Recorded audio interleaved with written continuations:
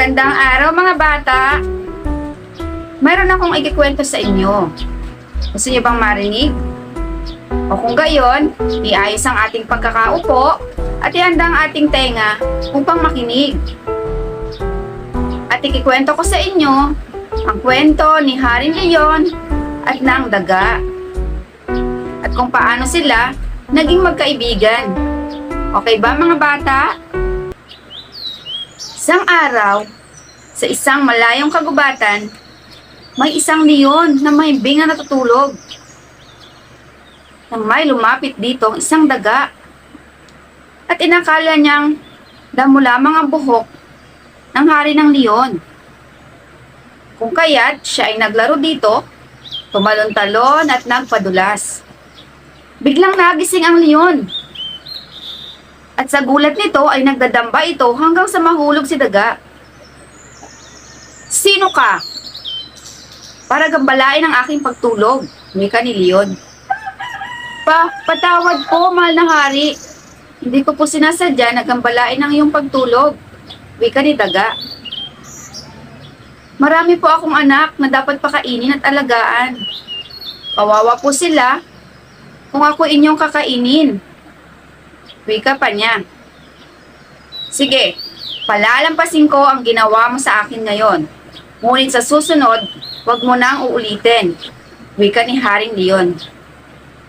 Naisip ni Leon na kung kakainin niya ang daga ay hindi siya mabubusog dito.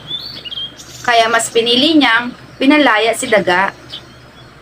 Lumipas ang araw, habang nagdaraan ng mag-iinang daga sa kagubatan, ay napansin nila ang isang nakasabit na tila nagpupumiglas at gustong kumawala. Nang lapitan nila ito, nakita nilang si leon ito na nabitag sa isang lambat. Kaya naman naisip ni daga na ito na ang panahon upang makabawi siya dito sa pagkakautang niya ng loob.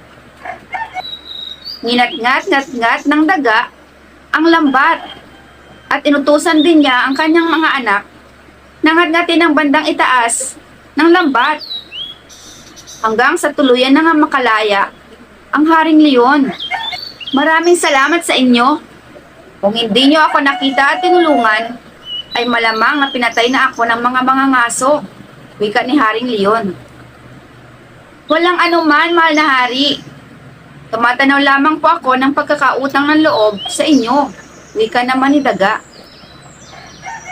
"Dati-dati ay minamaliit ko ang kakayahan mo," pagpapakumbabang wika ni Haring Leon. "Totoo nga pala na kung may malaki na katutulong sa maliliit, ay may maliliit din na nakatutulong sa malaki," dagdag pa ni Haring Leon. At simula nga noon, ay naging magkaibigan na ang daga at ang leon. Nagustuhan niyo ba ang aking kwento, mga bata? Maraming salamat!